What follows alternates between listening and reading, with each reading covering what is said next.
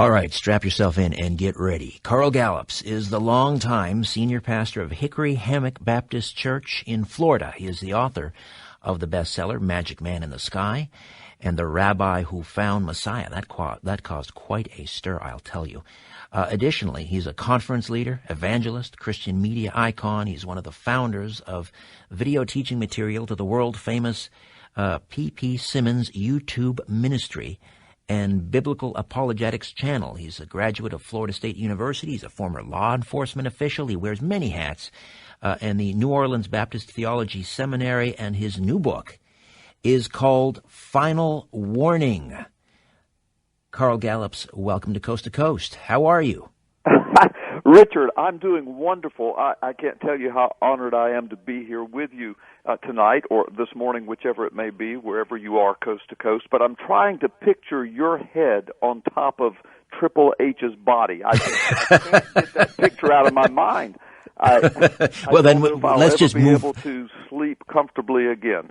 I apologize. Let's just move on. Nothing here to see, folks. Just go on home to your families. It's a train wreck. That pretty well sums up the situation. Fascinating interview before. I enjoyed it.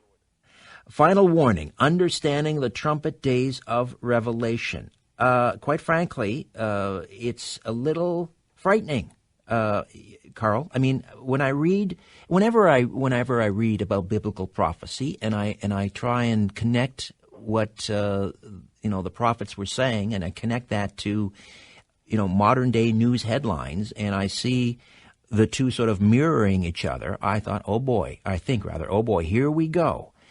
Let's first of all talk a little bit about Revelation, because as I mentioned in my intro earlier on, there is perhaps no other piece of literature that is so controversial, so misquoted, so misunderstood as the final book of the New Testament. Revelation. Yeah. Give us some context. Yeah, Who wrote it and when? Yeah, well, Richard, first of all, I think you're right in the last statement you made. And let me just say several things about that. First of all, I want to go back to the first statement you made about being scary to see things happening in the world around us, and then knowing that they were first written in the Word of God, and they seem to be mirroring passages of Scripture or passages of Scripture, conversely, seem to be mirroring things that are happening. And here's the context of that first. The Bible is clear. Well, first of all, the Bible is the only, and I'm going to use the word religious for a moment, the only religious book in the world that dares to make prophetic statements about things that are going to happen in the last days, and I'm going to explain what that word last days means, because that's what scares people the most. But there is a context to that is not scary at all. But the Bible's the only religious book in the world that does that. And these statements were made, these prophecies were made, these predictions, if you will, were made. The youngest of them are 2,000 years old. Some of them are 3,000 years old or older. Yet here they are, or some of them have already unfolded, like the return of Israel. That was in the Scriptures for 2,500 years. Yet we're the only generation in the history of the world to see Israel come back. And there it is, since 1948. And then in 1967, they recaptured Jerusalem. Well, there are all kinds of prophecies about Jerusalem in the last days, and about how the enemies of Israel will surround Israel and will surround Jerusalem. Well, first they had to recapture it. Well, that has happened. We're the only generation to see it. And the Bible is the only book in the world, the only religious piece of literature in the world to say that these things would happen. So as we see it unfold before our eyes, and of course, as this interview goes on tonight, I'll be sharing things that will be absolutely mind-blowing to many of your listeners, the key words that are in the book of Revelation that key right into modern-day historical events of prophecy that are happening before our eyes.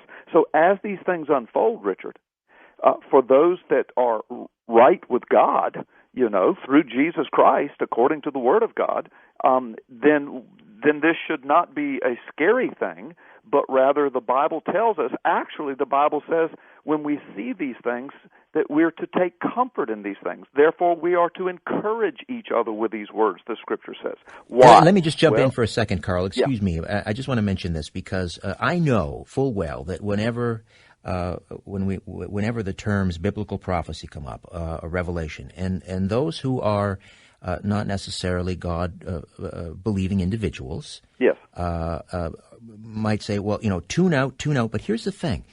If and I was dealing with this on the email prior to the show. If someone were to come on and they wanted to talk about Hopi Indian prophecies, and they're very fascinating, and they have sort of an end times. There's kind of an eschatology there too, or the Mayans. sure. The Mayan calendar. So if you'd permit me just for a second, let's take God out of the equation for a moment. Here we have thousands of years ago, in this case, a gentleman named John. On the island of Patmos, writing these things down. Never mind where it came from, but he's writing these things down, and now we are seeing this parallel between what he wrote down and what is happening now on the world stage. That's got to be interesting to people, whether or not you believe in God. Oh yeah, no. Listen, I agree with that proposition. You're absolutely right. And the point I was making, and then I want to jump right into John on the island of Patmos, as you were just saying. The point I was making though is that that we can talk about the Hopi Indians and the various writings of various groups, but none of them even come close to the exacting fulfillments of geopolitical, national, international events that have unfolded before our eyes and are still unfolding before our eyes.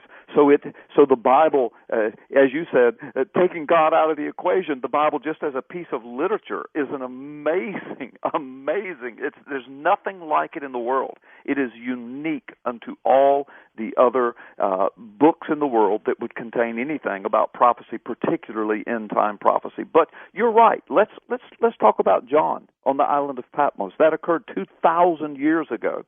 He was placed there. It was a Roman prison camp, a penal colony, a rocky island, a quarry, and that's where political prisoners were kept and religious prisoners, and many of them were sentenced there to life. So here was John on this island. Now, so John claims that he receives this revelation from the throne room of God. All right? Well, you come to the book of Revelation, and you said earlier on that it was one of the most controversial pieces of literature in the world, and particularly of those connected with the Scriptures, the Bible. And one of the reasons, I think, is because it is written in such highly symbolic, sensational fashion. I mean, it's obvious that some of it is symbolic, and then of course some of it's literal, and it depends upon context, and most of that's pretty easy to figure out. It's a veritable quagmire, Carl. It is a quagmire. Well, not if one has studied the Scriptures from Genesis to Revelation and puts it in context. There's a whole lot of it that's understandable, Richard, and that's one of the things I do in my book, Final Warning, is to put a lot of that together. This book that I've written is not meant to be a complete understanding of every word of Revelation, but what I'm trying to do is to help people understand, first of all, how biblical prophecy is written, secondly, some 5 or 6 or 7 very important keys to understanding biblical prophecy, particularly Revelation prophecy, and we'll talk about a lot of that tonight. And then I focus in on those trumpet visions, because those are kind of central to the book of Revelation, and millions of people around the world. I'm not the only one, but I'm probably the only one that's written a book that's been published by a major publisher on this topic, but if not the only, one of the only ones. But millions of people see key word connections that are just absolutely astounding, that are unfolding in our lifetime, in our historical lifetime, some of them even in today's headline news. So, all right. If you were to, excuse me, Carl, but if you were to summarize what Revelation is about, the book in the New Testament, if you were to summarize it in a few sentences, I mean, what is Revelation about? Yeah. Okay. Here's what Revelation is about. For those that belong to God in Jesus Christ, in the end, we win. That's what it is. It's a book Okay. of hope and victory for those that know the Word of God from beginning to end. But it sets the understanding that God has a plan. This whole thing that we call life is unfolding in God's plan and in His timing. He's bringing all things to the conclusion that He has desired for a new creation, a new heaven, a new earth, a restored paradise, as it was meant to be from the beginning. And for our atheist and agnostic and non-Christian friends listening in abundance out there, without preaching to them or trying to convert them, what is the takeaway for them? Yeah. Well, you kind of tie in my hands by saying without preaching to them, because that's the whole purpose of the book of Revelation, is to show people that the gospel of Jesus Christ is the truth. And the way we know that is because the book of Revelation, which ends the New Testament and therefore the Bible, it's all wrapped up in the person of Jesus Christ. He is the one who gives this revelation to John. And so now the test of that is as we follow through time, is what John wrote, is it actually unraveling before us? Is it actually happening? And so, okay, but I guess what I'm going after is it sort of, does it not sort of lay out the chronology of how the end times, however you want to interpret that, how the end times will unfold? Mm-hmm. Is that not what what Revelation is about? How the end times will unfold? Yes, it certainly is, but it's not laid out in a perfect chronological fashion. As many prophecy experts believe that it is not, and I'm one of those that believe it's not laid out in a perfect chronological fashion, but it uses a process of what's called recapitulation, where it will tell a general understanding or a general story of where it's going, and then it will back up. There are certain sections in the book of Revelation where it backs up, it focuses in, it takes a deeper look at a very specific thing that is being said, and extrapolates upon that, and then picks up and moves forward again. And that's a difficult style of Hebrew literature. It's a difficult style of biblical prophetic understanding that requires some study and some time and really years of studying the Scripture. And I think that this was given this way by God, because it was not meant to be a chart or a graph or a map where just anybody could pick it up and look at it and say, oh, well, here's step 1, step 2, step 3, step 4. It doesn't read like that. It was not meant to be read like that. But when one knows the Bible from Genesis to Revelation and understands the whole picture of what God is doing in the universe, what He has been doing, or what the Creator has intended from the beginning and where it's moving, and when you know that there are key words there that relate back to other scriptures which define those key words, and then when you see those key words coming to life within the headline of your news, your daily news, and most of them only within a singular generation of human history, well, that's when people stand up and take notice and say, oh my gosh. That's right. That's where the biblical rubber hits the road, as they say. Carl Gallups is with us, author of Final Warning, Understanding the Trumpet Days of Revelation. Now, we are approaching a break here at the bottom of the hour. Let's begin this discussion, and then we'll continue on afterwards. Let's talk about what we mean, or what is meant by, the trumpet days. Yeah, thank you. Yeah, I know we've only got a little bit, so I'll give the brief definition, and we can talk about it much deeper as we move along. Richard, thank you. What I mean by the trumpet days is that in chapter 8 and chapter 9 and 10 and 11, there is a series we are introduced to of 7 trumpets. The number 7 is important. The number 7 is a biblical number meaning completion and perfection. So there's something complete, there's something perfect about these visions that are given. Now, they're a little cryptic, and they seem to be written very symbolically, And for 2,000 years since they were given, people have, debated and struggled over what these things could mean. And, of course, my book is written to show the readers that, look, there's key words there that were given 2,000 years ago that had literally no meaning until now. And all of a sudden, these key words code to specific events that are happening in history. So what I mean by trumpet days is when we focus in on those 7 trumpet blasts that seem to be warnings. That's what trumpets are in the Bible. They're warnings, mainly to God's people, to wake up. Something big is getting ready to happen. Something is happening. Something's going to happen. Many people believe that the 7th trumpet is representative of the rapture of the church, just before the return of the Lord. And I'm one of those. I think that that's what the 7th trumpet represents. Therefore, the 6 trumpets prior to that are biblical harbingers. They're warnings to God's people mainly, but just to the world in general. Those that would take the time to study the Word and to see what's happening around us. These are announcements to the world that, look, time's getting short. The Lord's on His way back. We need to be right with God. And that's what I mean by the trumpet days of Revelation. I think that perhaps, and as I said, millions of people around the world do too, I think perhaps we might be living in those trumpet days now. I think the trumpets are sounding biblically, and I think it's getting very, very close. I don't set dates. I don't run around saying the sky is falling. I'm not a sensationalist. I'm a senior pastor of a church for 28 years, a solid conservative church. But I do know the Scriptures. I do know what's going on around us. I keep track of it. I am on radio and TV a lot, as you know, and I have to know these things. And so when I see what's happening around us and I compare them to what I know about the Scriptures, I'm just telling people I think it's time that people get serious, take a look at this. We may be living in the trumpet days of Revelation, those days of warning. We get seven warnings. That's it, no more. Now let's just tease this. I don't want to pursue this, but we'll unravel it a little bit later.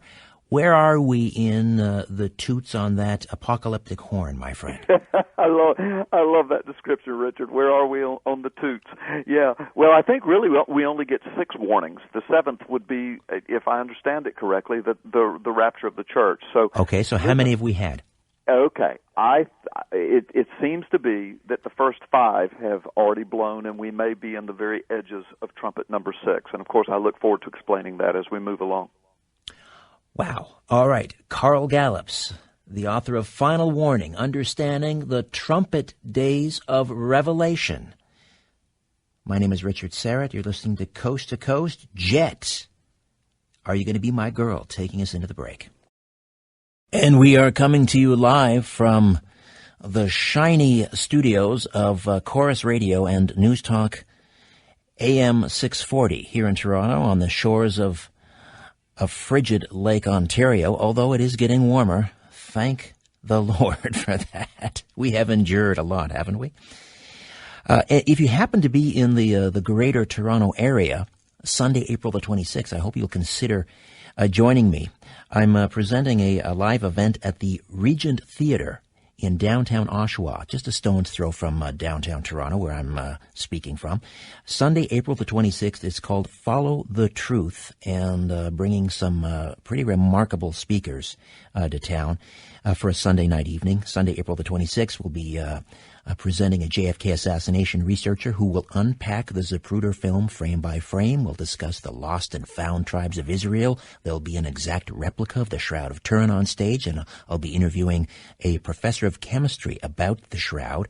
Also, Canada's Edgar Casey, Dr. Douglas James Cottrell will be doing a remote viewing experiment live on stage. Rosemary Ellen Guiley will be doing a spirit communication live on stage, and much more. That's Follow the Truth, and you can get all the details at followthetruth.tv. Hope to see you there. Now, my good friends at WND.com, WorldNet Daily exclusive, and Leo Homan just released this exclusive story.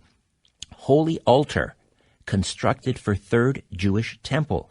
End Times prophecy watchers are marveling over a news report out of Jerusalem this week that the altar of the Lord has been reconstructed by the Temple Institute, The Institute, based in the Old City of Jerusalem, announced it has finished building an altar that is essentially ready for use in sacrificial services.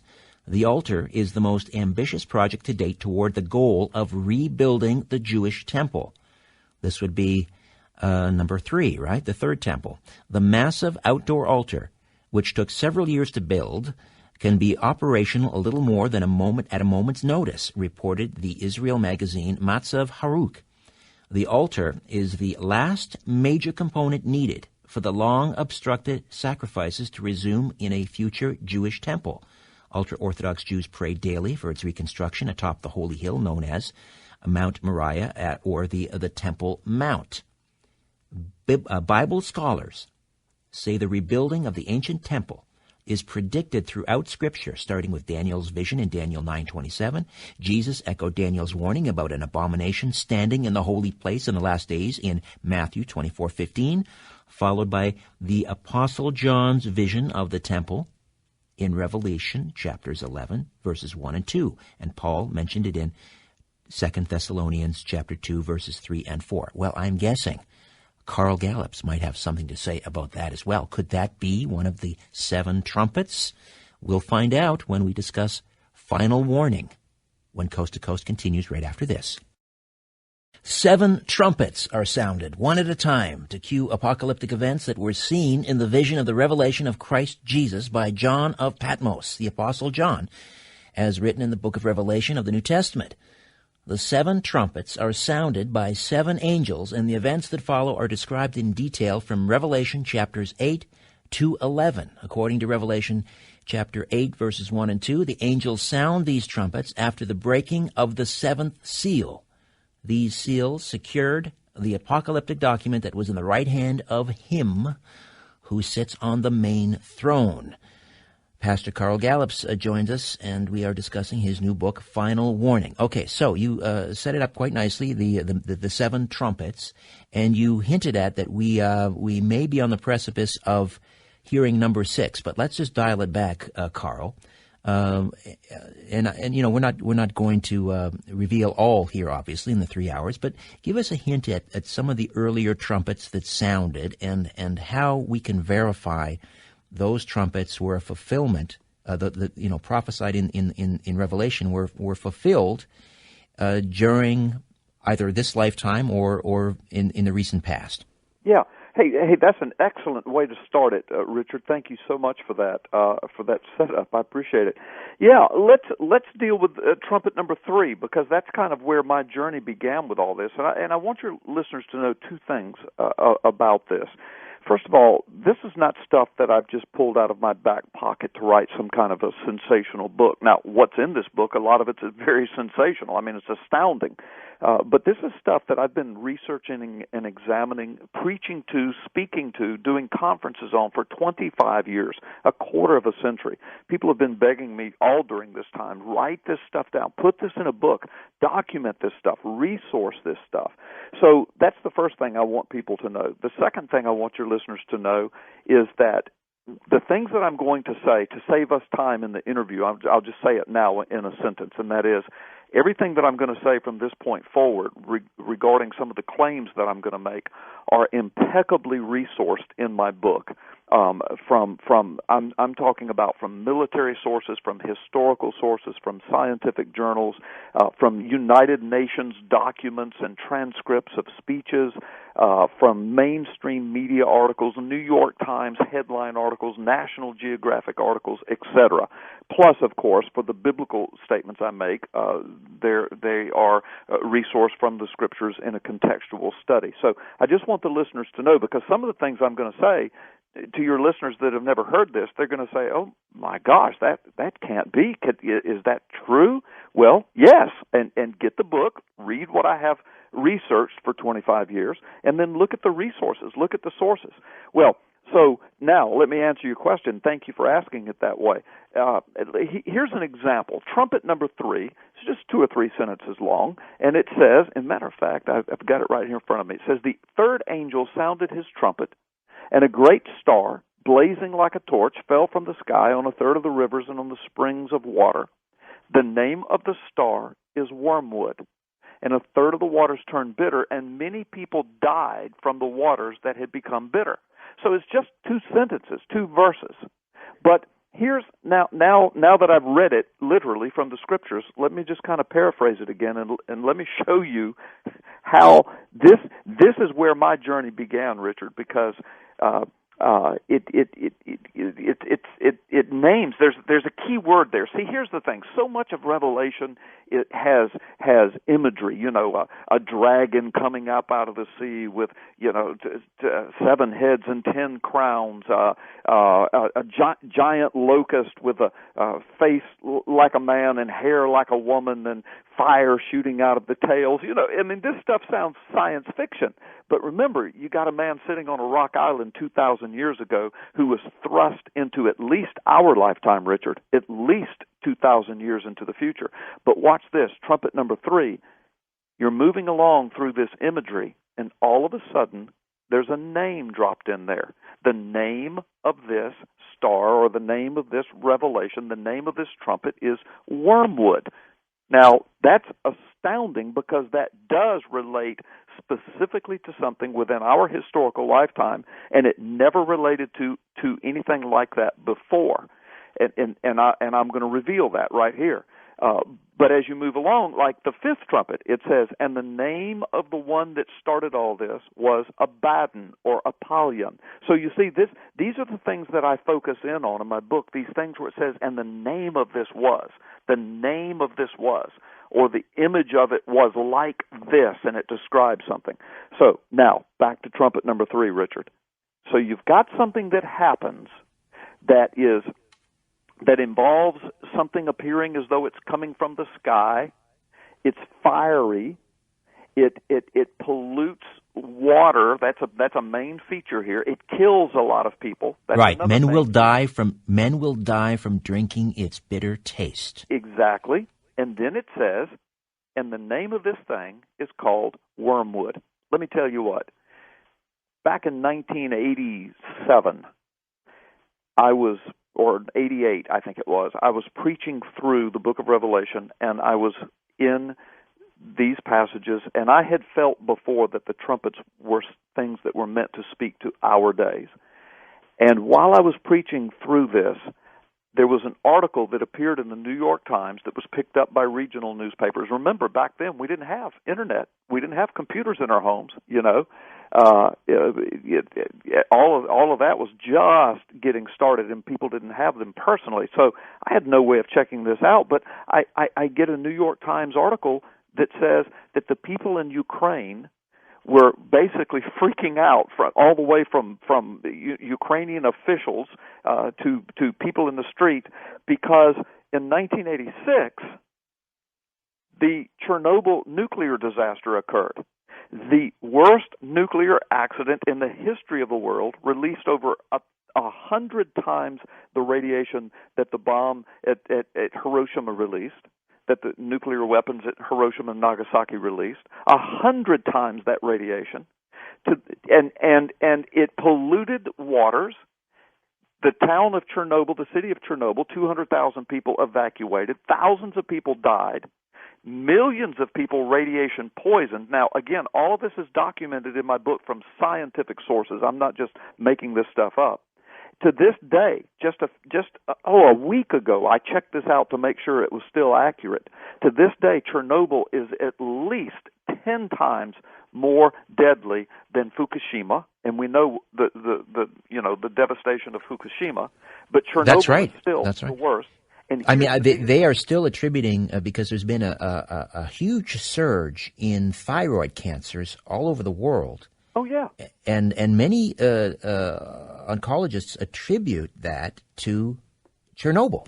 Well, listen, not only is that documented in my book, but in the church where I pastor, we have a lot of medical professionals, and I asked several of them while I was writing the book, or before I was writing the book, actually, I asked them to confirm that. I said, listen, you go to all these American Medical Association meetings, you go to all these update meetings and training sessions.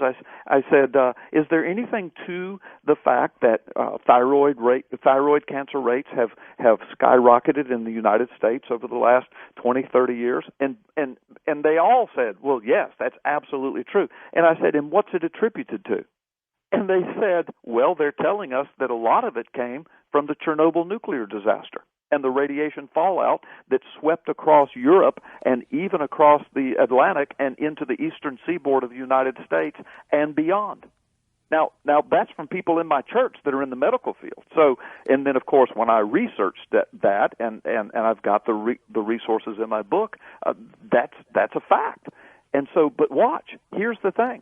So I'm preaching this back in the mid '80s, mid to late '80s, and I come across this New York Times article, and here's the shocking thing: the people that experienced Chernobyl, they said.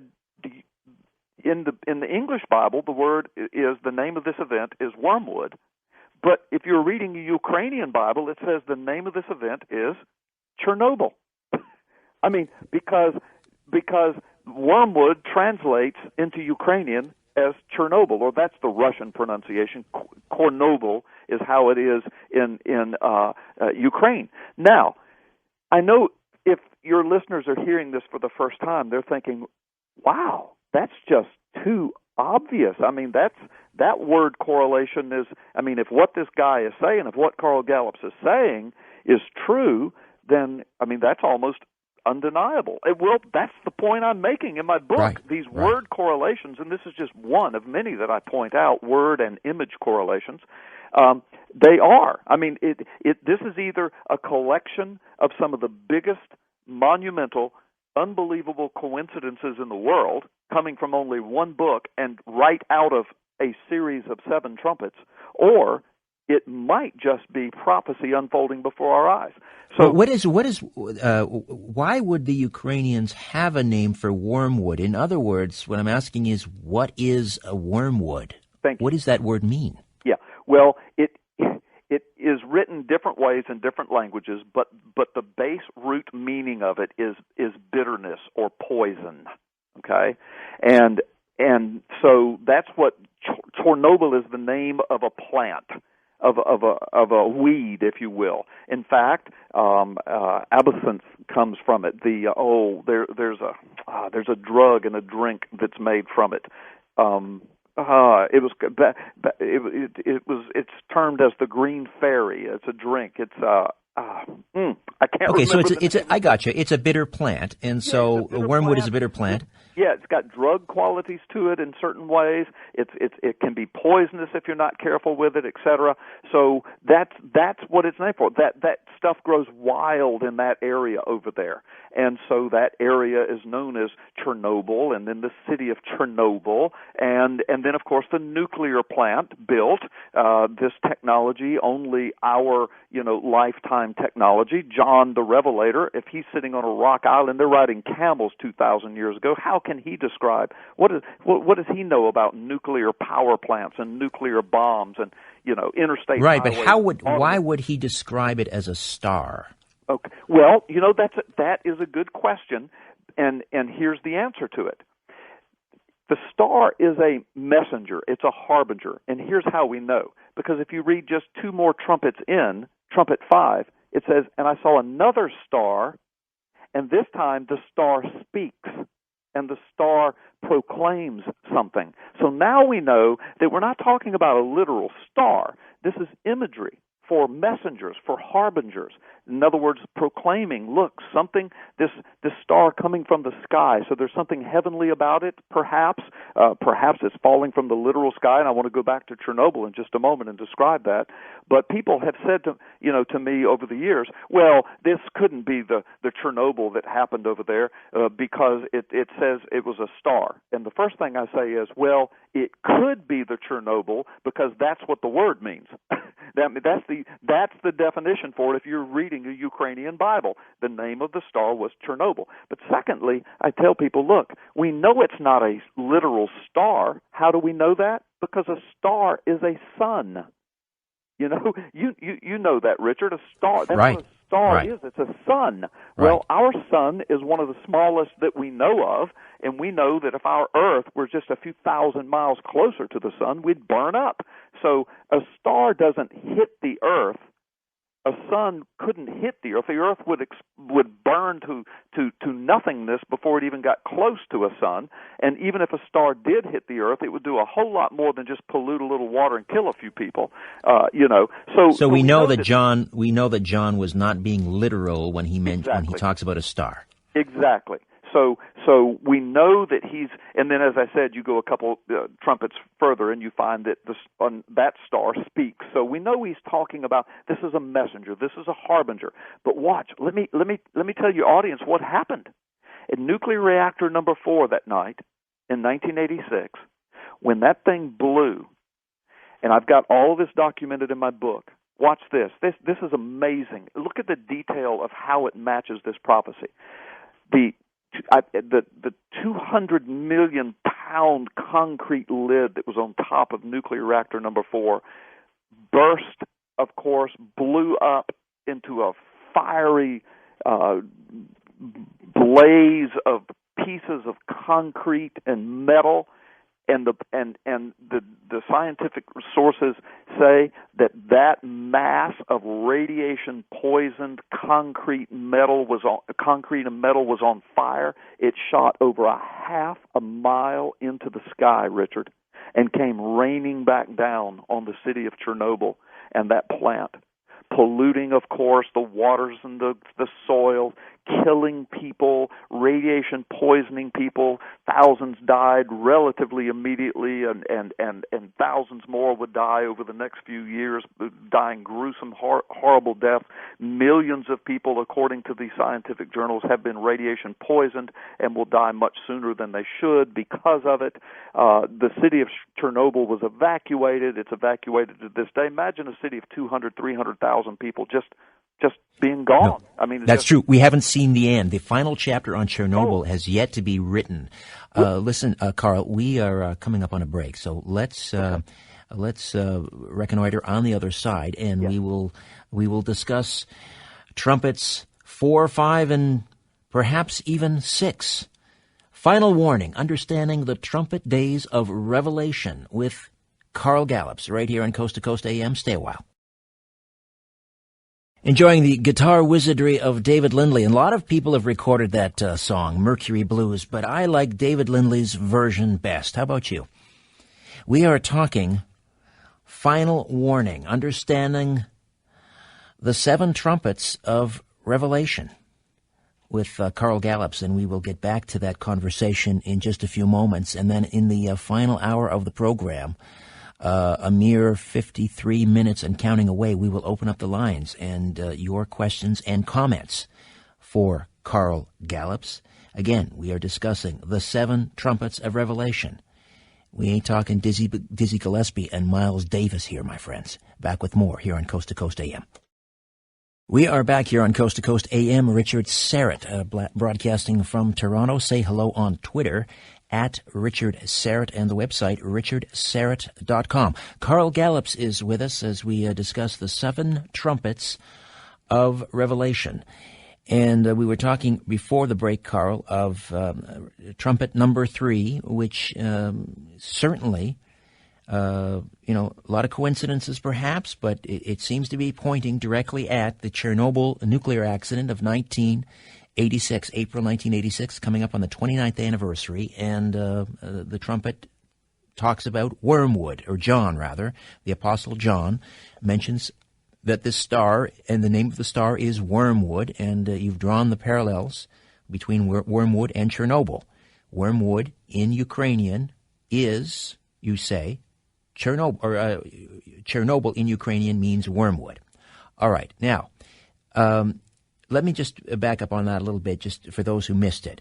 Now, again, for those who don't understand how John could mistake a nuclear accident for a star, explain that one more time quickly. Yeah. And then if you'll allow me, there are 2 more startling things about this that I just really need for your audience to know about this Trumpet 3. But yes, how could he? Well, first of all, he's on a rock island 2,000 years ago. They're still riding camels and walking everywhere they're going. How does a man in that condition, who's thrust into our lifetime and beyond, everything he sees looks like science fiction. How do you describe airplanes and space shuttles and rocket ships and nuclear bombs and nuclear technology, nuclear power plants and major wars, World War I, World War II, all the Middle East uprising, just skyscrapers, interstate highways, automobiles? How do you describe that? Well, you have to use imagery. You have to use the best descriptions of what you have in your day and time. Plus, you got to remember, John was also writing to the church of his day. It was the 7 letters to the 7 churches. So there was a meaning, there was a level of comfort and encouragement, and there was a level of understanding for the people, the church of his day. Plus, it also had to speak to the people of God and whoever else would be willing to look at it in the very last days. So what a monumental undertaking, but God gives him the words, he gives him the imagery, but in the meantime, from peppered throughout the book of Revelation are these clues, these what I call key word associations, and trumpet number 3 is a perfect example because at the end of it he says, and the name of it, John, write this down, is, and of course it was probably given in Hebrew and written in Greek. Of course, we translate it to English and it's wormwood, but if it's translated to Ukrainian, it's Chernobyl. Now, so that's how he would describe it. He said, "I saw this. It's something fiery coming from the heavens, and it pollutes waters. It pollutes the ground, the waters, and it kills people. And it's on fire, and it's falling from the sky." Well, as I said, I've got it all documented in my book. You've got this nuclear reactor number 4 that blows over a half a mile into the sky, concrete chunks and steel radiated on fire, falling, raining down upon the city and upon the nuclear reactor area. Polluting waters, polluting the ground, killing people, radiating, poisoning. Here we are almost 30 years later, Richard, and the place is uninhabitable, and radiation poisoning has blown and leaked all over Europe and into the eastern seaboard of the United States and beyond, and now thyroid cancer rates have gone up astronomically in the United States and in Europe, all related to Chernobyl. Has it in fact, Carl, though, can we verify that Chernobyl or wormwood has in fact poisons a third of the planet's freshwater sources? Because that's what John says, specifically, a third. Yes, thank you for asking that. First of all, I do a deep study of that in my book, and it's interesting. People, they look at all this, they see all of this imagery and all of this symbolism, but when they see these terms third, and it's 1/3 is used throughout it, they want to, all of a sudden, they want to be literal with that. In other words, everything else is symbolic, but they say, but it's 1/3. But when you do a study of the original language of the New Testament, the Greek, where it says earth, 1/3 of the earth, we immediately think when we use that word earth, in the English, we use it in many different ways. If I reach my hand into the soil, I'm planting a garden, and I say, boy, the earth is, this earth is gorgeous here, isn't it? Look how dark this is.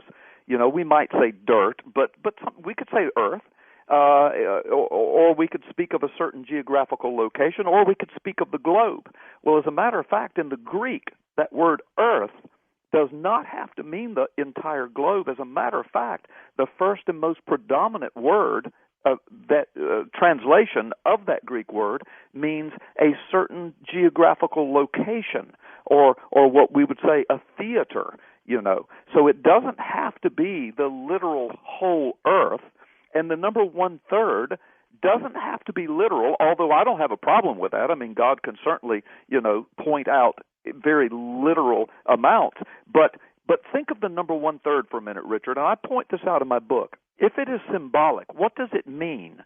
Well, if you look at a pie, the whole pie is 3/3, of course.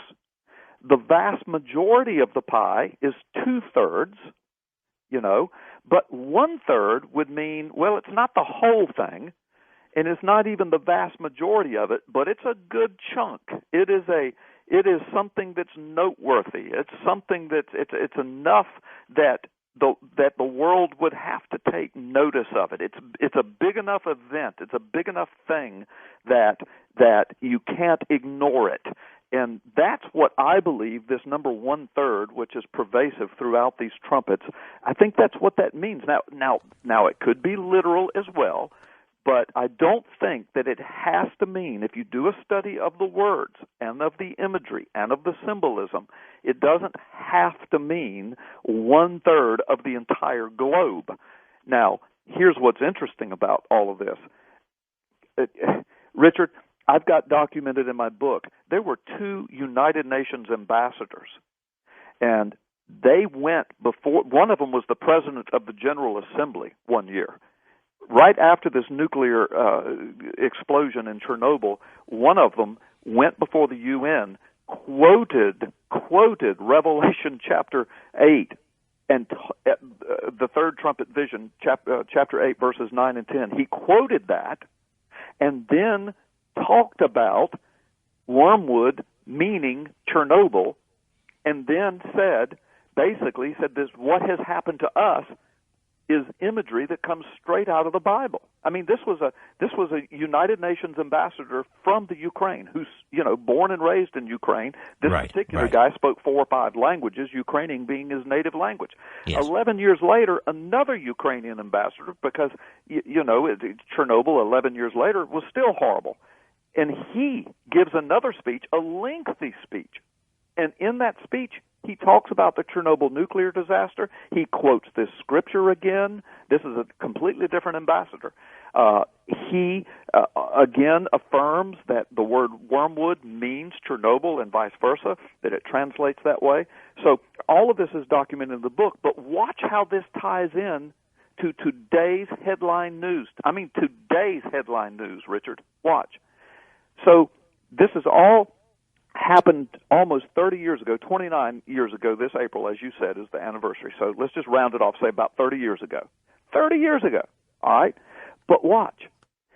When it exploded, 100 times more radiation than Hiroshima and Nagasaki, they immediately set about trying to contain this thing because it was still spewing radiation. So they built a concrete sarcophagus over the whole thing. Your listeners can get on Google. National Geographic has been running articles on this for years. They built this huge concrete, they entombed it, they encased it in a big concrete covering, a sarcophagus. But the concrete sarcophagus was designed only to last about 20 years. And they knew that that would buy them some time. By the way, hundreds of people died, and some say thousands of people died building that sarcophagus because of radiation poisoning. Right, but, yes, that's true. Yeah, but what they did, they said, look, we got to buy some time. So they bought themselves 20 years. Well, we're 29 years later. So guess what? Just this last year or two, they realized, I mean, the thing is cracking. It's starting to leak a little bit and to leach, and they know that if it crumbles apart, scientists say it'll be worse than the first explosion, if you can imagine that. Worse than.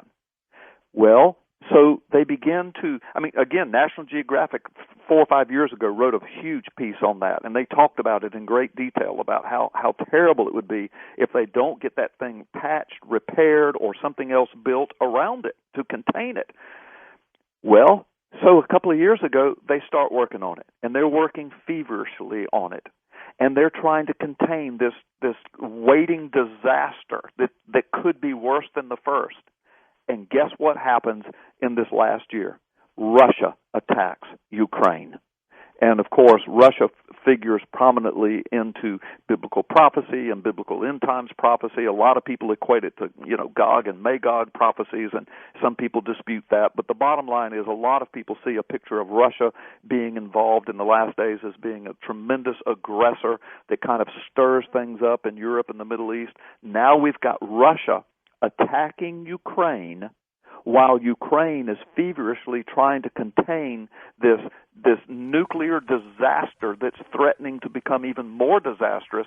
And in the midst of trying to defend their nation, defend their borders, they stopped work on what they were doing.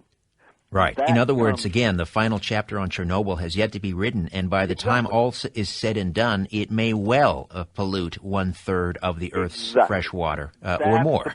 Exactly. That's the point I'm making, is that, look, it's still going, so don't say, oh, well, it didn't do anything to 1/3 of the Earth, so therefore, well, wait a minute. First of all, it's still unraveling. Second of all, as I do in my book and as I just did briefly with your audience, if you'll do a deep word study of that, it doesn't have to be a literal 1/3 of the entire Earth in the first place. Gotcha. But it could very well become that, as you said, because it's still ongoing. This is not something that happened 30 years ago and, oh, well, it went away, no big deal. That didn't affect me. I mean, Starbucks is open in my town in the United States, so everything is fine. Well, no, it's not. And this is something of worldwide significance. It's something of monumental significance. It's certainly a 1/3 event. You know, it's maybe not 3/3, maybe not 2/3, but it's certainly significant, and it's threatening to blow again, and Russia's attacking, and now they can't rebuild it, and right there in the Scriptures, written 2,000 years ago. And what we have to do, see, I'm not dogmatically proclaiming this is that. I'm not jumping up and down saying, I have discovered something. No, millions of people around the world see this. 2 Ukrainian ambassadors spoke to it long before I ever saw it. That's the reason I started looking at it. But the bottom line is, this is either one of the biggest coincidences in the world, or it's exacting prophecy happening in our lifetime, because John, 2,000 years ago, he said that it was revealed to him, write this down, John, the name of this event that will occur in the future, that will be a warning to the world that the Lord is soon to come. The name of it, John, is Chernobyl. If he's giving it in Ukrainian, that's what he would say. He would say, It's Chernobyl, John. Write it down. It means nothing to you, and it will mean nothing for 2,000 years. But in 1986 and beyond, for those who care enough to study and read and look and see, they will get it. It will be a key word. It will unlock this mystery, and they will see and they will know that a trumpet harbinger has been sounded, and God's Word is the only place that gives it. Now, it is undeniable, Richard, the correlation between those two words, wormwood and Chernobyl.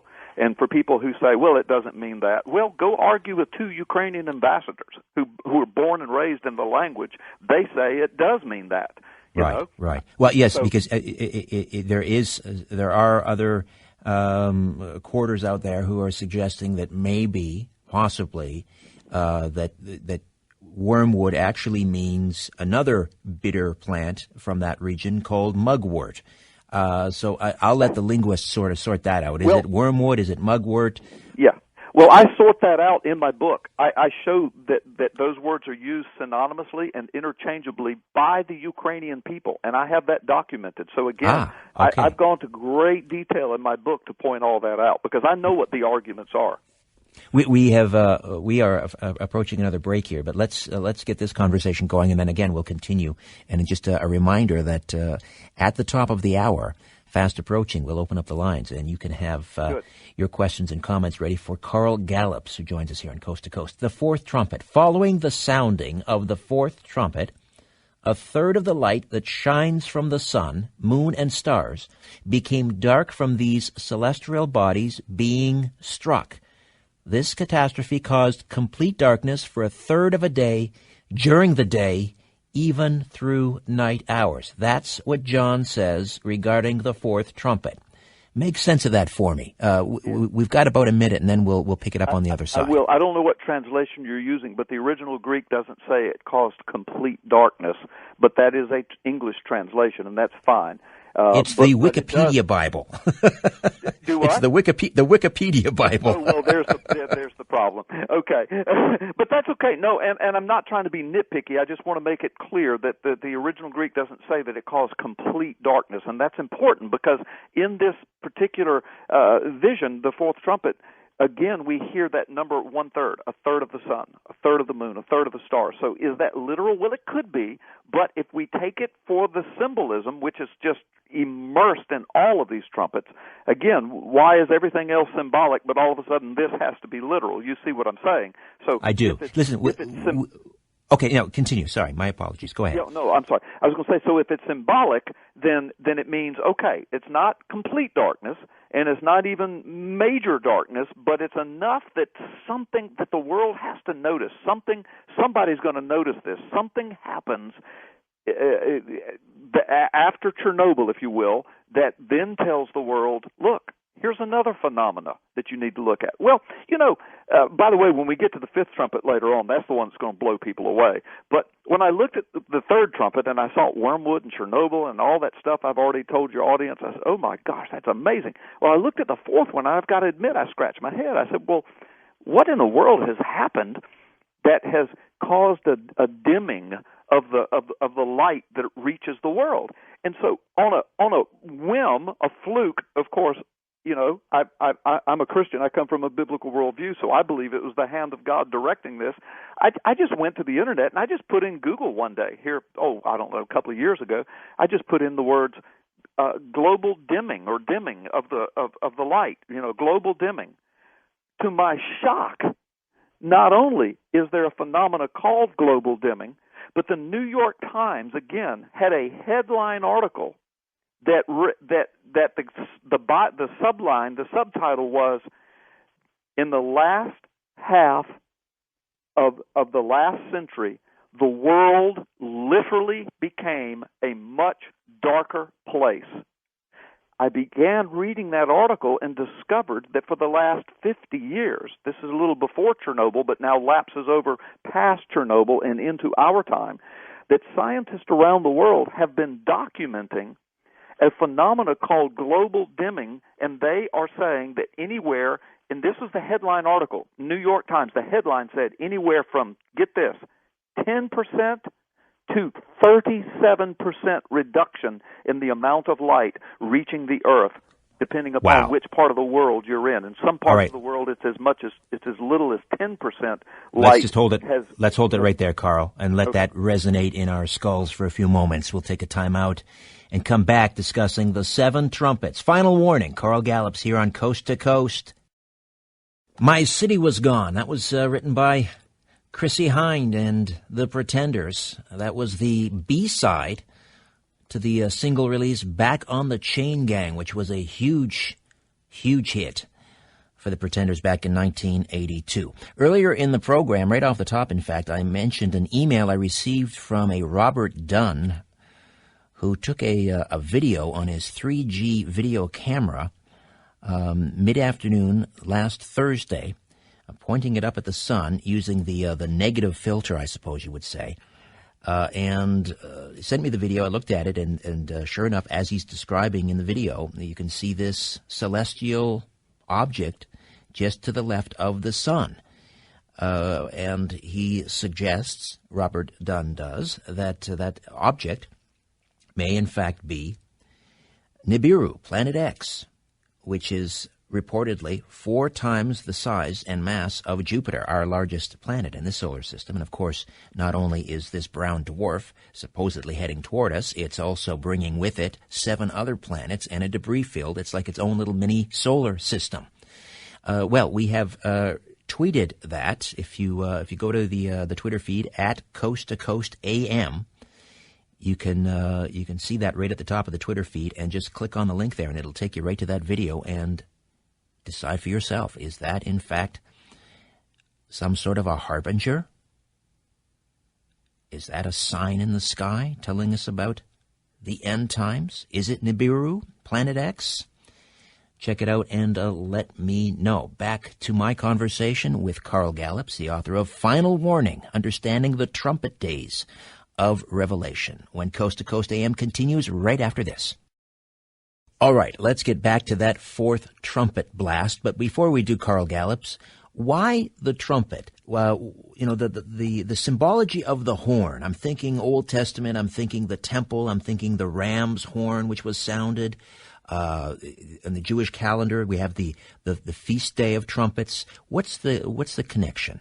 Thank you. Yeah, I do quite a in-depth study of that very question in my book, this symbolism of trumpets in the Bible. Most of the time that word is used, it is indicative of the shofar, the ram's horn kind of trumpet that has that eerie, haunting, beautiful sound. That can you imagine that resonating through the mountains of ancient Israel?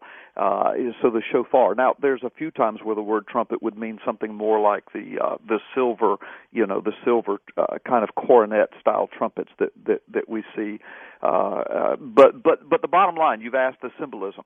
Well, the very first time we see the word trumpet and hear of a trumpet blast in the Scriptures is in the book of Exodus, when the children of Israel have come out of Egypt after 400 years of slavery. They're standing at the foot of Mount Sinai. Moses is there.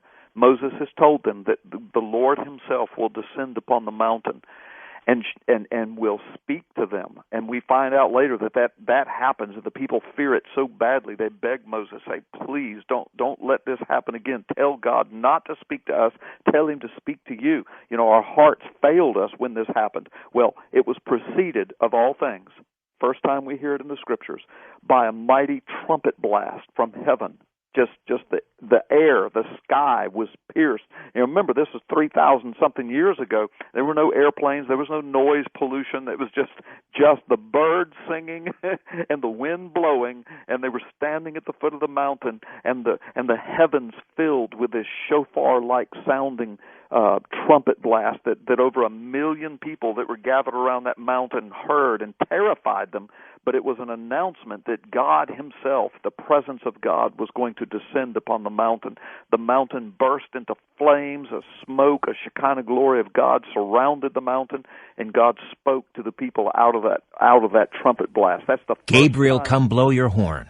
Yeah, really. And so as you read through the Scriptures, and again, I did several chapters of study on it, and I want to get a quick answer to your audience. But as you read through the Scriptures, you discover that time and time and time and time again, when you hear of the trumpets being blown, it's to announce the arrival of a king, it's to call God's people to arms, to battle, it's to announce the attack of an enemy, it's to announce a coming danger. So it's always the purpose of the trumpet is not for the unbelievers so much as it is for the people of God. It's a sound from God. It's a call to worship. The trumpets are used. It's a call to proclaim that God is in His holy temple. I mean, I give all of these illustrations from the Scriptures in my book. So that's the symbolism of the trumpet. So by the time we get to Revelation, now we're in the last book. We're dealing with the last trumpets ever heard of in the Bible. And when the seventh trumpet blows, by the way, it is the very last time the word trumpet is used. So it literally is the last trumpet in the Bible. Okay, and so back to the fourth trumpet, Carl. Again, yeah. Let me just set the stage again. We were talking about a third of the light shining from the sun, moon and stars will become dark from these celestial bodies being struck. Yeah. What is it talking about? Yeah, that's what it says. And right before the break, I was just revealing. And again, I want to say to the audience, I am not dogmatic about this stuff. I don't jump up and down and say, this is it. My goodness, we have discovered it. This is it. I'm saying, look at these correlations. Look at these amazing either coincidences or fulfillment of prophecy. John says 2,000 years ago that near the end, there's going to be something called Chernobyl that happens, that pollutes waters and kills people. And then also, right about that same time, there's going to be a global dimming effect, if you will, that the amount of light that reaches the earth will be diminished. All right, now, let me read this to you. May 2004, the New York Times, I've got it right in front of me. The title of the article, Globe Grows Darker as Sunshine diminishes 10% to 37%. That's the headline article of the New York Times in 2004. And the very first words of that article say, in the second half of the 20th century, the world became quite literally a darker place. Now, the article goes on to describe this phenomena that is relatively recent in human history in its recording of global dimming is what they call it. It's reported by New York Times, it's reported by the BBC, it's reported by Nova, it's reported by The Guardian UK, it's reported by in American Thinker magazine. I mean, and I've got all of this documented in my book. And these scientists from around the world for the last 50 years have been recording this, and I know some people would say, well, maybe it's due to air pollution. Well, that's what they thought. They talk about this. But then they went to the Antarctic, where there is no air pollution, and they said, oh my gosh, it has dimmed down here. The amount of sunlight reaching the Earth in the Antarctic, it has dimmed as well. And this article went on to say that that the very least it has dimmed is 10%, but it says in some regions like Asia, the United States, and Europe, the drop is even steeper, and in Hong Kong, in that area, it was as much as 37%. So this is a phenomena, and one of the scientists said, this is like a big gorilla sitting on the dining room table, and nobody's talking about it. And because they've been studying this for 50 years, and you've got a significant decrease in the amount of light that's reaching the Earth, all over the Earth. But the fourth trumpet, Carl, the fourth trumpet says, or John writes, the light that shines from the sun, moon, and stars became dark from these celestial bodies being struck. What does that mean? Well, I don't know what it means. But the translation I'm reading, and this is an English translation, but I can go to the Greek and look at it, but it says the fourth angel sounded his trumpet, and a third of the sun was struck, a third of the moon, a third of the stars, so that a third of them turned dark, a third of the day was without light, and a third of the night.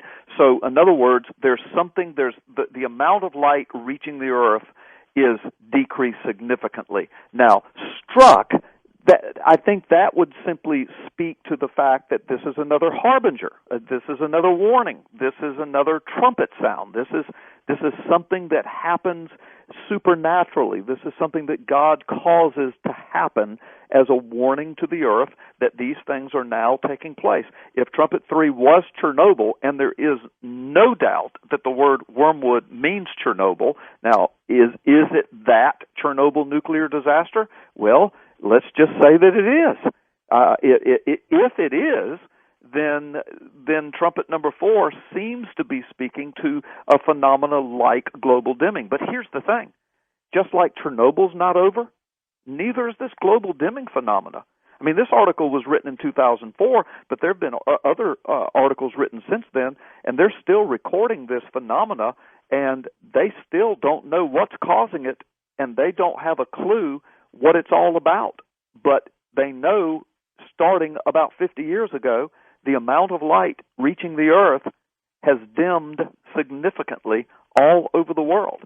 So, so I put this, I wrote this in my book as a possibility, and I say in that chapter,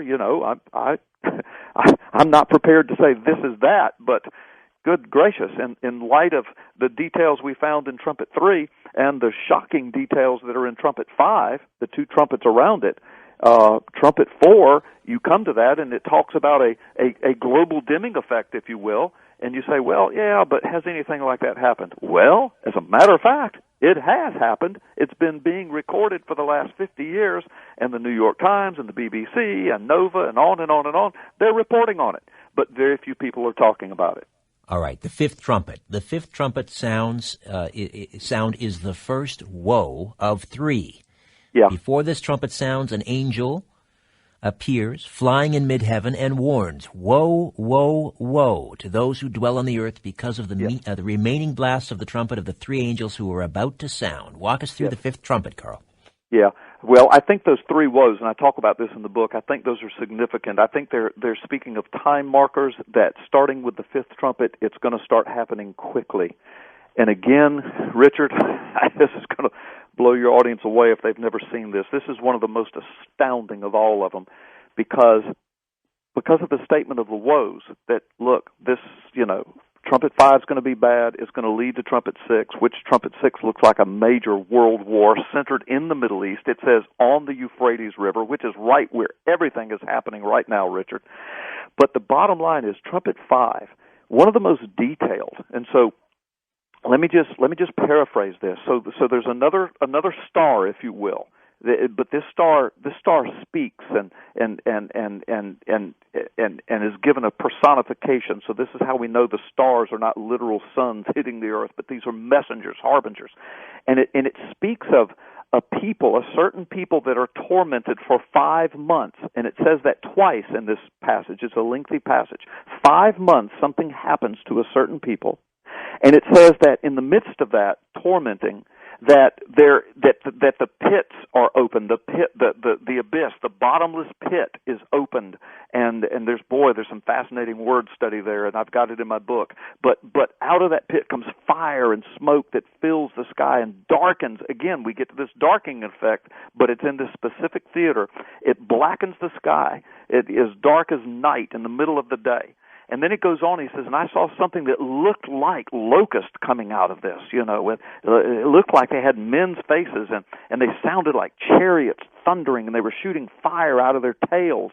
And so, again, you got John sitting on an island 2,000 years ago, thrust into our time. Looks like science fiction to him, but he's describing it. And it goes on to say, and the people, and they longed to die, but they couldn't die. They wanted to die, but they couldn't. And then it ends, watch this. It ends by saying, and they had as a king over them this messenger from this bottomless pit, or the one that kind of started all of this. Watch this, Richard. Whose name in Hebrew is Abaddon, and in Greek his name is Apollyon.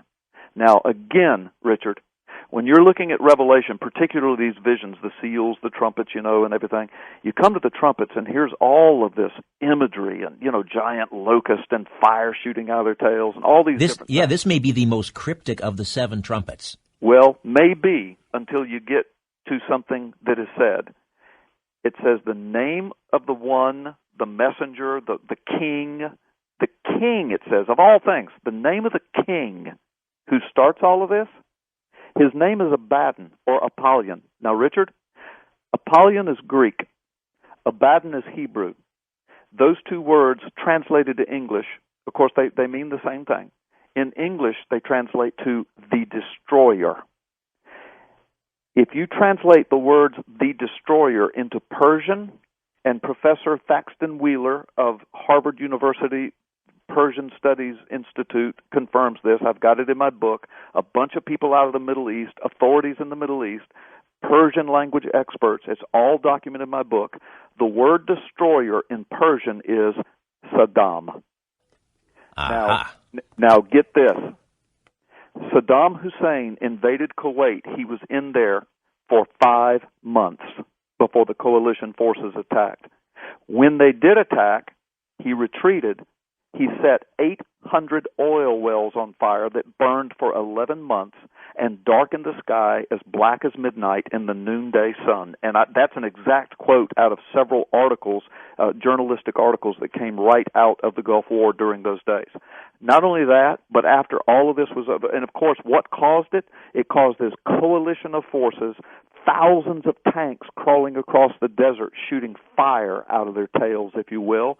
Thousands of helicopters filling the sky, flying through the smoke. There are pictures on the internet of those oil wells on fire, and you can see tanks and helicopters and just the nasty mess and the war and the killing and the destruction and everything. Let me stop you there because let me now reiterate what the fifth trumpet says, because you've given this horrific mental imagery here, and it says regarding the fifth trumpet. The star is given the key to the bottomless pit. After opening it, the smoke that rises out darkens the air and blocks the sunlight. You're saying those are the oil wells lit on fire. Then from out of the smoke, the locusts were unleashed. They were scorpion-tailed war horses, having a man's face with lion's teeth. So again, this imagery, evokes images of fighter planes and tanks and helicopters, helicopters. Yep. Okay, continue. Yeah, and it goes on to say, and their wings sounded like thundering chariots. Well, if you've ever heard tanks rolling across the ground, or if you've ever heard attack helicopters, coming out of the sky, that's exactly what it sounds like. Exactly. So again, John, if this is what this is, he's nailing it. But here's the deal. Here's what I want to really go back and emphasize. It ends by saying, if you're reading it in Persian, let's just say you're reading all of this in Persian. This vision ends by saying, by the way, the king who started all of this, his name is Saddam. Now write that down, John. That means nothing to you, and it'll mean nothing for 2,000 years.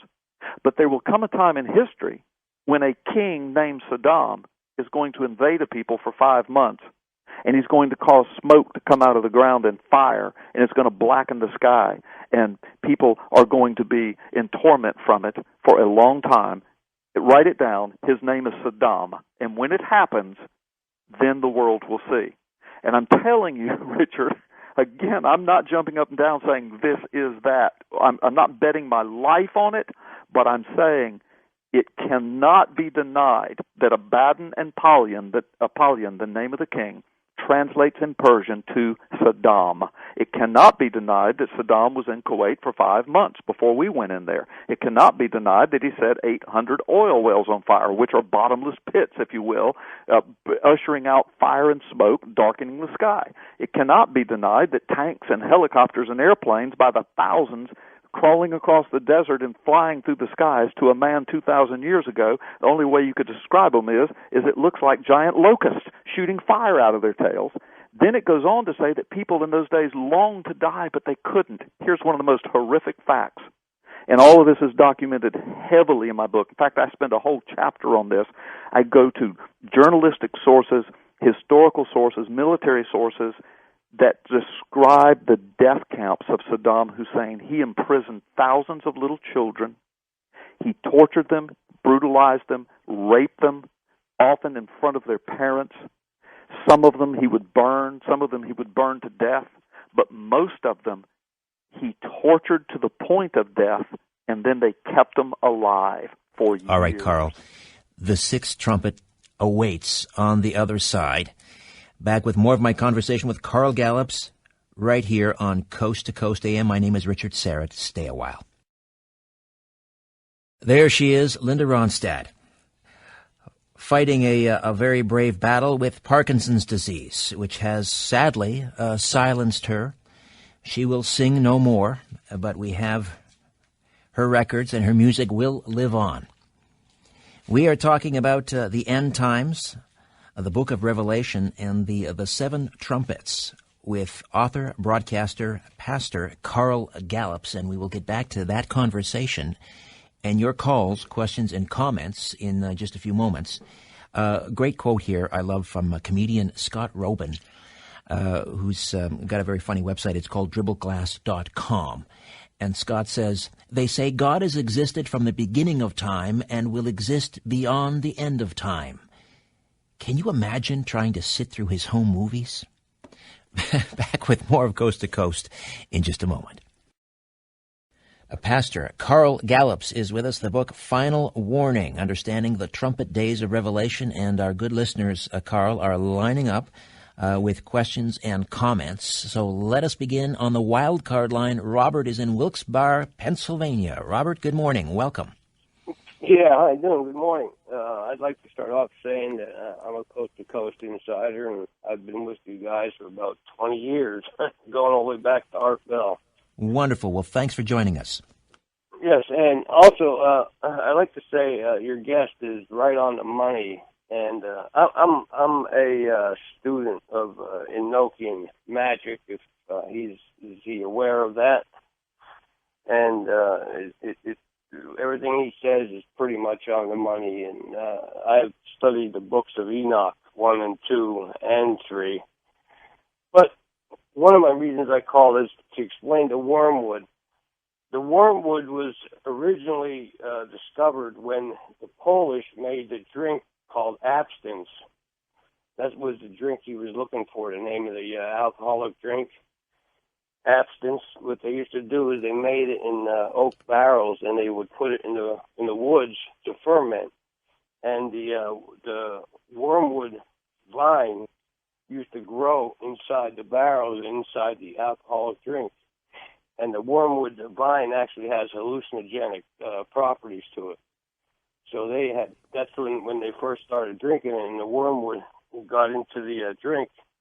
Everybody started liking it because, of course, they were all hallucinating. So that's where the wormwood actual drink. Excellent. Okay, thank you for that, Robert. All right, I appreciate that. Did you want to add anything to that, Carl? Yeah, I'll just say thank you, Robert. First of all, thanks for listening to the show tonight, and thanks for your comment and addition, and thank you for helping me to remember the drink and what was involved in it. I think some of that's in my book. But the other thing I would point out before we go to other callers, Richard, is that the term wormwood, and again, we're using that English term, but there's also a Hebrew equivalent for it, and that term is used 7 times. There's that number 7 again, in the Old Testament, and every single time it's always a sign of some woe, of some judgment, if you will, some terrible thing, some calamity happening.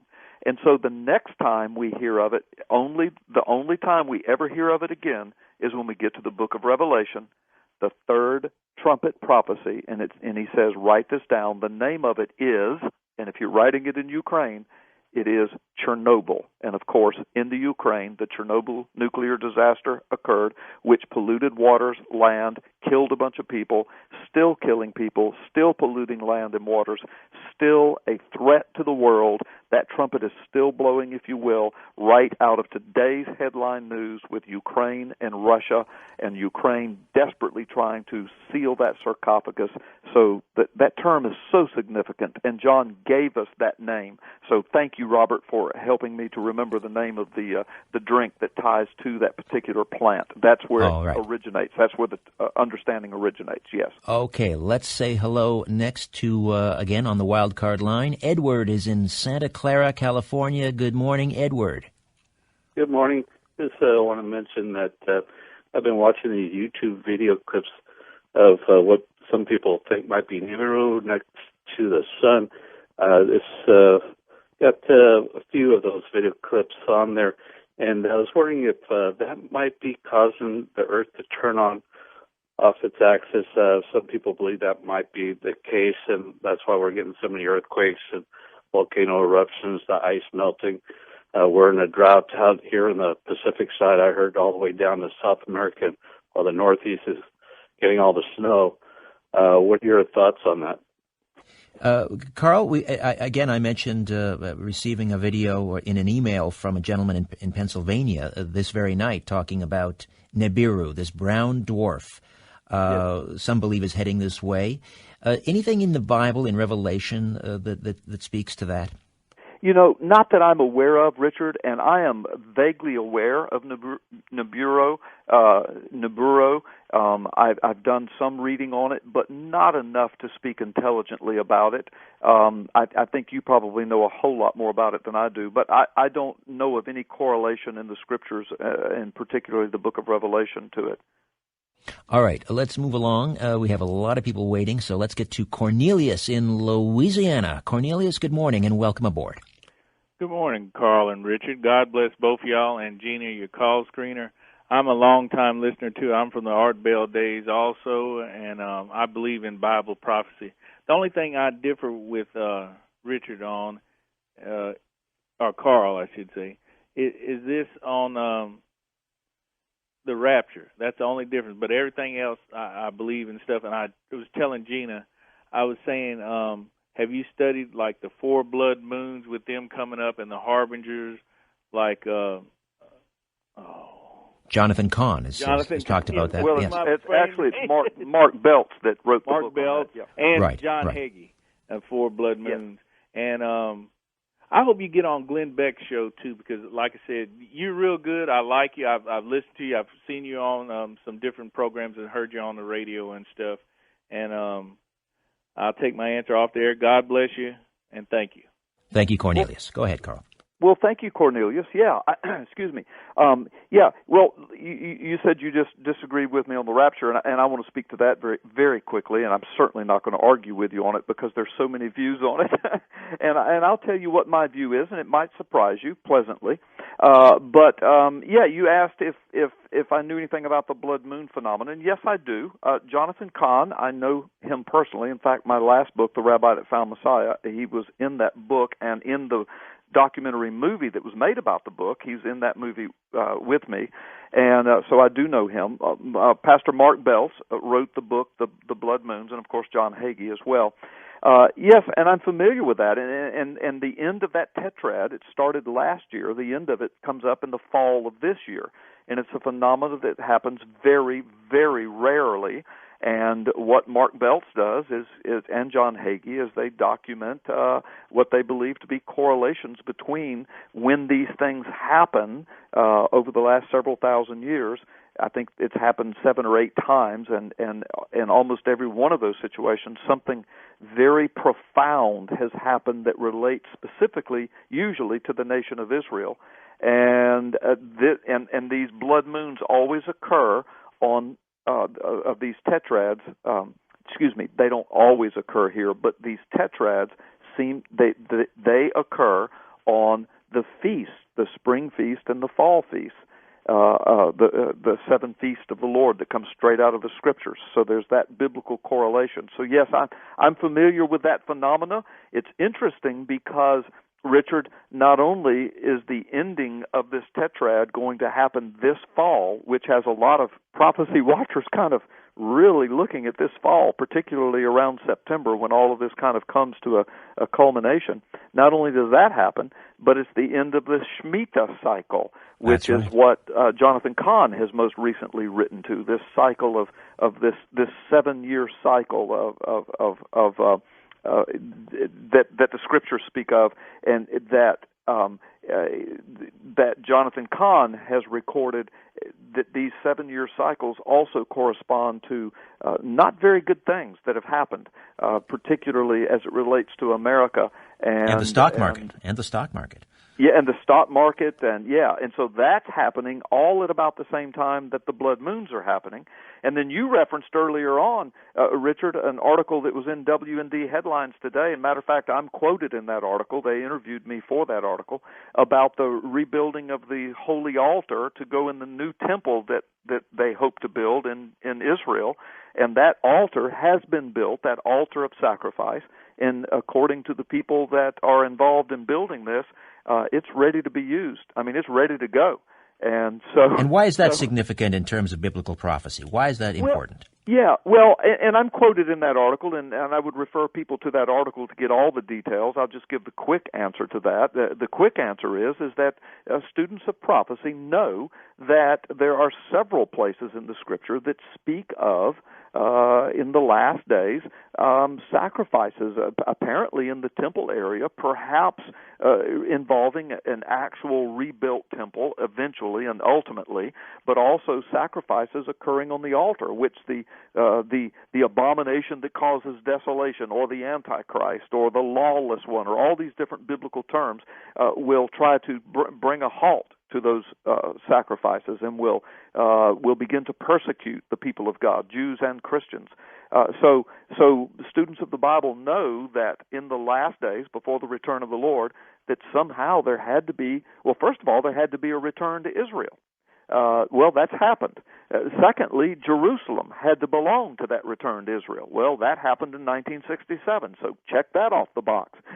Then there had to be an interest in rebuilding a third temple. Well, that's going on right now. Now, the temple hasn't been rebuilt, but there are plans made, and people are very, very seriously involved in that, Orthodox Jews and whole, institutions and organizations are. Then, of course, there had to be a rebuilding of an altar, and the reemergence of sacrifices upon the altar according to the Levitical tradition and according to the Word of God. Well, and there are also ranchers says that's happened now.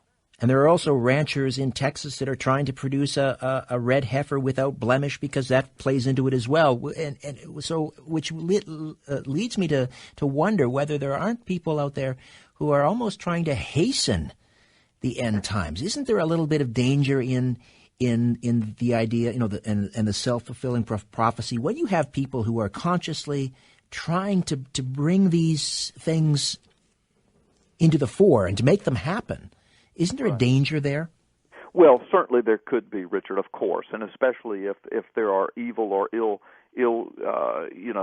conceived notions behind it all.